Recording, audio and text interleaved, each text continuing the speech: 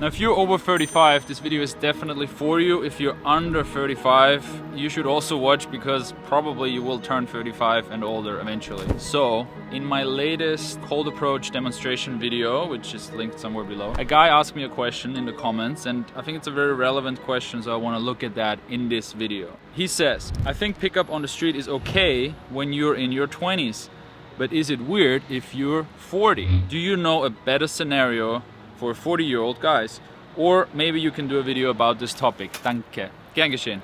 Okay, so let's talk about this.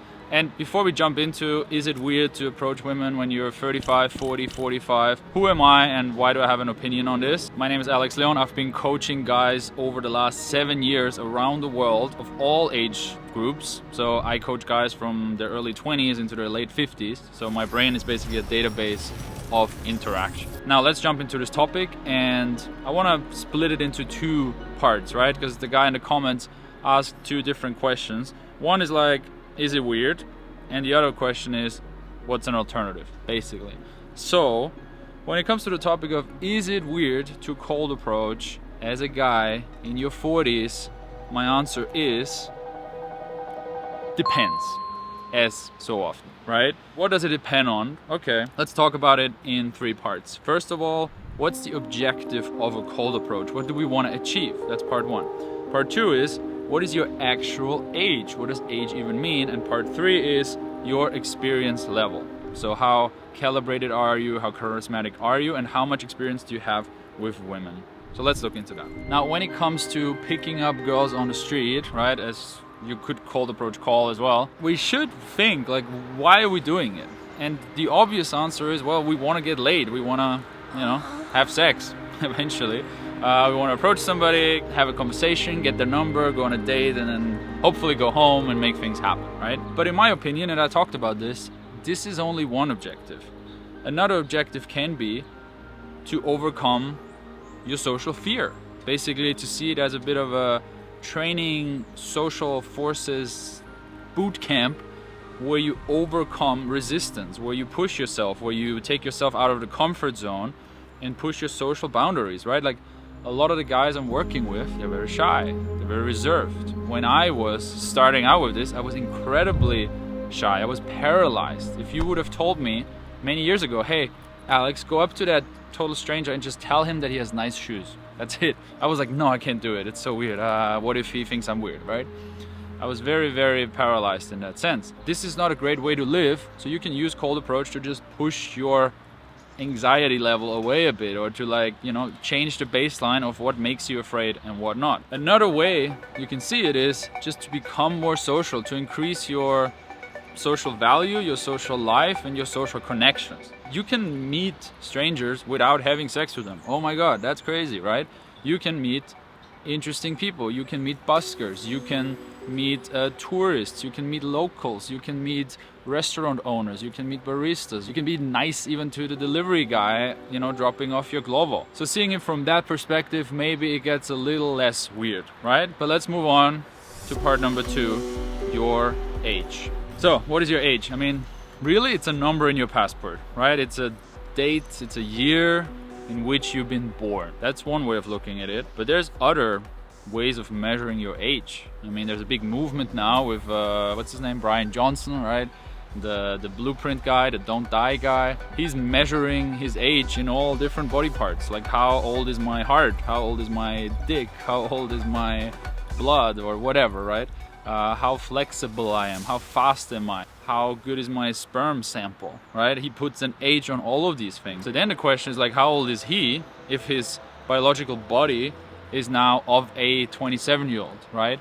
What if you can still think like a young person? What if you move like a young person? What if you dress like a young person?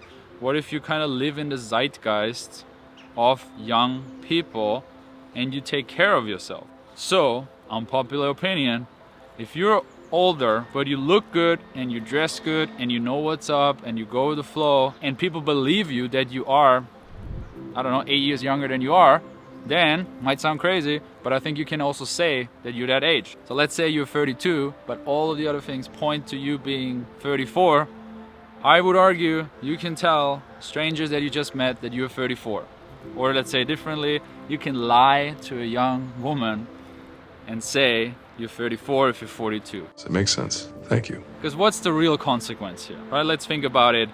Because some people might be outraged if you take that sound bit and put it on some mainstream media here. You're telling a young woman you're 34 and she will instantly believe you. So there's no harm done. And you will go on a date and maybe you will have sex.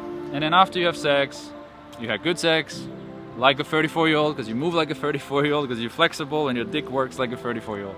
And then you tell her, hey baby, I lied to you because I was so worried that if I tell you the truth, that I'm actually 42, that you would run away because you would think it's weird. I'm sorry about that, but I really liked you and I was worried, you know, about a negative consequence. I would say she doesn't give a fuck, right? Like she will be like, oh yeah, that makes sense. So is it better to be honest 100% of the time and kill certain relationships when they just started out? Or is it better to have this white lie and then clarify later once you actually realized, hey, I like this girl and she likes me, it's time to come clean, so to say. You can answer that for yourself. Now, what are we doing though if you are in your 40s and you do dress, think, talk, move like a dude in his 40s? Well, kind of like two options here. Because the real problem here is not that young women are not into older guys. That's not true at all, and I'm gonna talk about this later. Most guys who have been out of the dating market for a long time just gave up on improving themselves in these areas, right? They might have been very career focused for a long period of time. They might have only focused on making more and more money, but they stopped working on their charisma. They stopped working on their social skills. They stopped trying. Basically, they stopped knowing how to dress. They stopped trying to be social. They stopped being youthful in a way, and often they really neglected their body as well. If that is you, then what you have to do is really take a look at yourself in the mirror and think, how old do I look, right? Like, how do I present myself to the world right now? And that might be harsh. Like, it might be a wake-up call of like, damn, like, I got old, right? I don't look good. I'm a bit overweight, or I put on a little bit too much, or I haven't changed my style in 12 years, or I still own the same shit that my mom recommended me, or that my ex-wife bought with me to get over.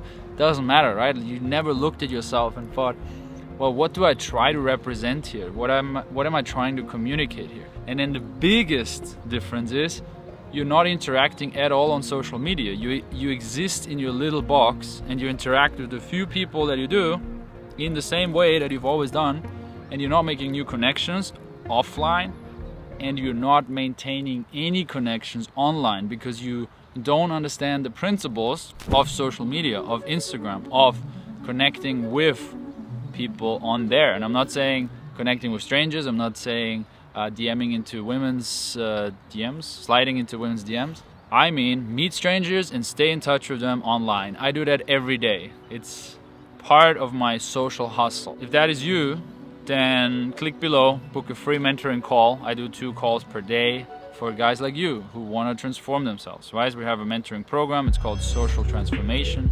And I got plenty of guys in there who are in their late 30s and early 40s, mid 40s, and so on.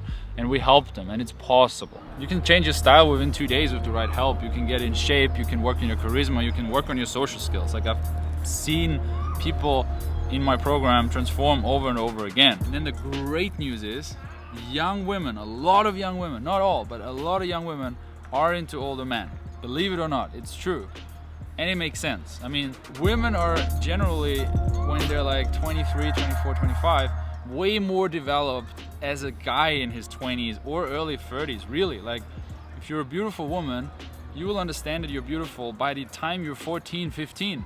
By the time you're 16, 17, 18, you will get invited to social events. You will be in the scene, right? By the time you're 22 and 23, you're kind of tired of this shit already, often. And then what women want is a more mature man, a provider other than like a fuckboy, right? I mean, you will hear it all the time. Young women will say, I need a man, not a boy. Like, open social media, it's a huge meme now. They want a guy who has sophisticated style, who knows what he wants, who's kind of like stable in his life, who can financially provide to an extent. I'm not talking about gold diggers here, but there's, women out there who appreciate a guy who is not just, trying to get by, but who can say, hey babe, let's go for a little trip, right? Which obviously means if you are an older guy, you should be somewhat established. If you're in your 40s and you're struggling financially, okay, you might be in a really bad shape, and I would almost say don't focus on social too much. Focus on getting your money right, and then sure, making social connections. But you're not in a place now where you should focus on getting laid all the time, right? If you're barely getting by with your income. So with all that being said, should you go out and approach women? Yes, you should. Is it gonna be awkward and cringy sometimes? Of course, right? But remember, it's a form of pushing your comfort zone. It's a way of challenging yourself. It's a way of upgrading yourself in many, many areas, not just a way of getting laid, okay? You just have to be ready for that. Should you do it unprepared, completely in the dark, without having done anything related to social dynamics in years? Maybe you've been out of the dating game for a long time and you want to get back into it. Probably not a great idea, because you will get blown out more harshly than if you come in prepared, right? And coming in prepared basically means having a coach, dressing well, making a good first impression, having understanding of what is good calibration, what is a good opener, how do you stop women, how far should you stand, what should you say, how do you not run out of things to say, how do you go for the number, etc., etc. We help with that, right? We do calls with our students every week and help with exactly that. Ideally, you also record yourself and then you get feedback on these recordings. So now let's look into the second part of this video. Let's go inside and talk about what are the alternatives to meeting women and what are the maybe more socially accepted ways of improving your social life as a guy in your 40s.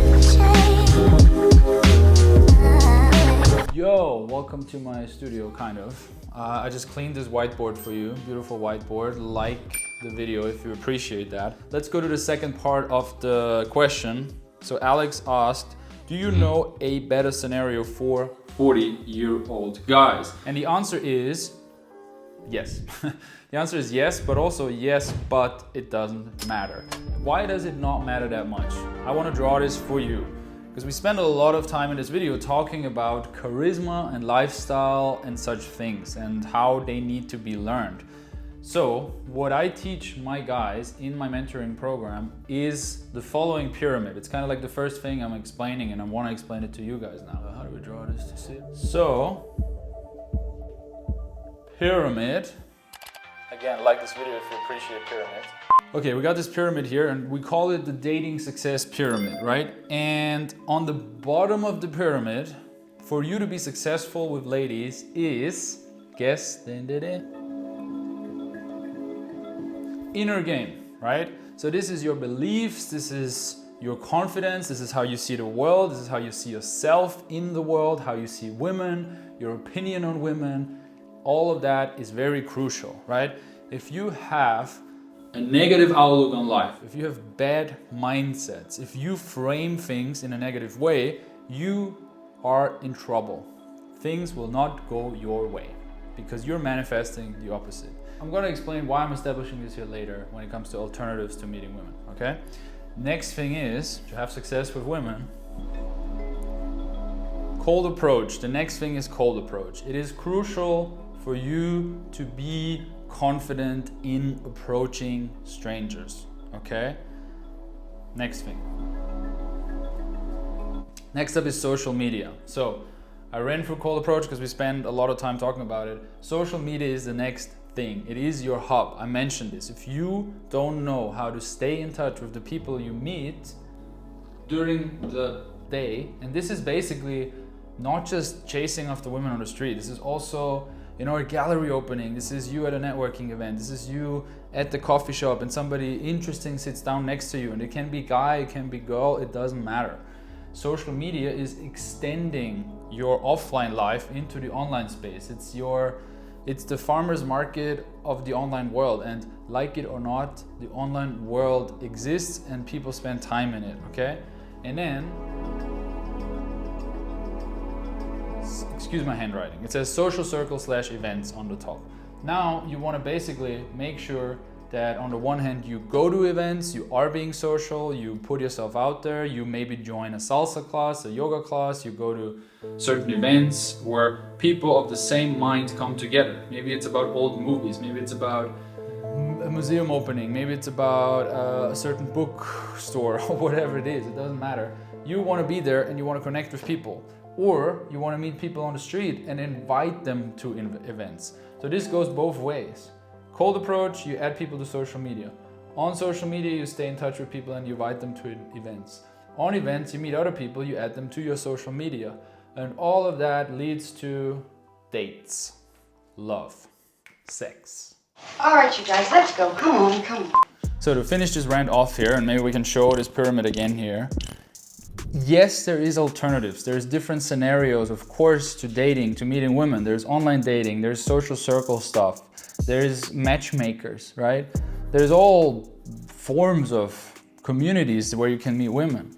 But my point is, if you don't work on your seduction skills, on your charisma, on your game, none of it will matter, right? I like the example of, imagine with a snap of my finger, I could turn you into a famous musician and ladies would really like you and they would want to come back to your hotel room after the show, right?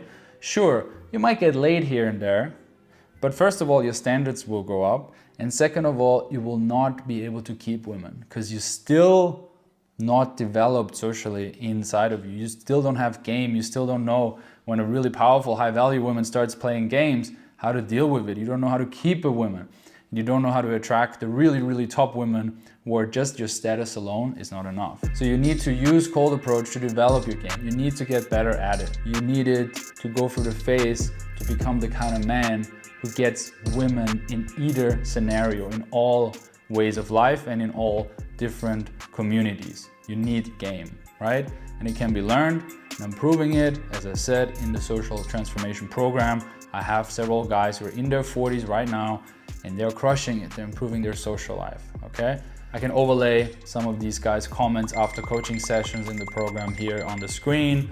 Of course, I'm gonna keep them anonymous. Now, if you really wanna improve your game, your charisma, if you wanna improve your life on many areas, we can help you. Book a link below.